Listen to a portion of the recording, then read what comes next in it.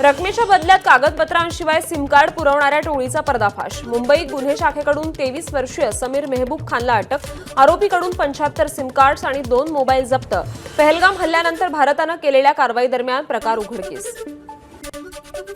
जयराम रमेश यांचा केंद्रावर हल्लाबोल। पहलगाम हल्ल्याचे दहशतवादी खुलेआम फिरतायत आणि आमचे खासदारही दुसऱ्या देशात पाठवले जात आहेत। शिष्टमंडळावर जयराम रमेश यांची टीका।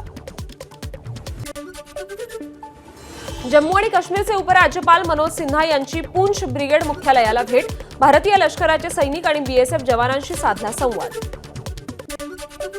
शरद पवारांच्या राष्ट्रवादीतील कोअर कमिटी सदस्यांची उद्या मुंबईत महत्त्वाची बैठक। शरद पवारांच्या उपस्थितीत होणाऱ्या बैठकीत बदलांबाबत चर्चा होणार। विविध सेल्सचे प्रमुख पदाधिकारी बदलण्यात येणार असल्याची माहिती। अजित पवारांच्या राष्ट्रवादीचे मुळशी तालुका अध्यक्ष राजेंद्र हगवणेंच्या लहान सुनेची आत्महत्या। गुन्हा दाखल झाल्यावर राजेंद्र हगवणे फरार। याआधी मोठ्या सुनेनेही केला होता छळाचा आरोप। पोलिसांकडून मात्र कोणतीही कारवाई झाली नाही। महसूल खात्याकडून मोजणी शुल्कात मोठी कपात करण्यात आली आहे। आता अवघ्या 200 रुपयात जमिनीची हिस्सेवाटप मोजणी होणार। शेतकऱ्यांवर आर्थिक भार पडू नये यासाठी महसूल विभागाचा मोठा निर्णय। तोट्यात असलेल्या नागपुरातील 8 जिल्हा बँकांवर प्रशासक म्हणून शिखर बँकेची नेमणूक करा। राष्ट्रीय स्वयंसेवक संघ प्रणित सहकार भारतीची केंद्राकडे मागणी। केंद्र सरकारची जीवन ज्योती विमा योजना 436 रुपयांचा वार्षिक प्रीमियम।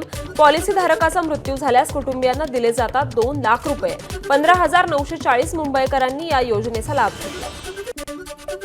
रसायनयुक्त आणि मैला मिश्रित पाणी सोडलं जात असल्याने इंद्रायणी नदी पुन्हा फेसाळली आहे। मागील 10 वर्षांपासून हीच परिस्थिती, मात्र सरकार जाणीवपूर्वक दुर्लक्ष करतंय असा आरोप। एबीपी माझा, उघडा डोळे बघा नीट।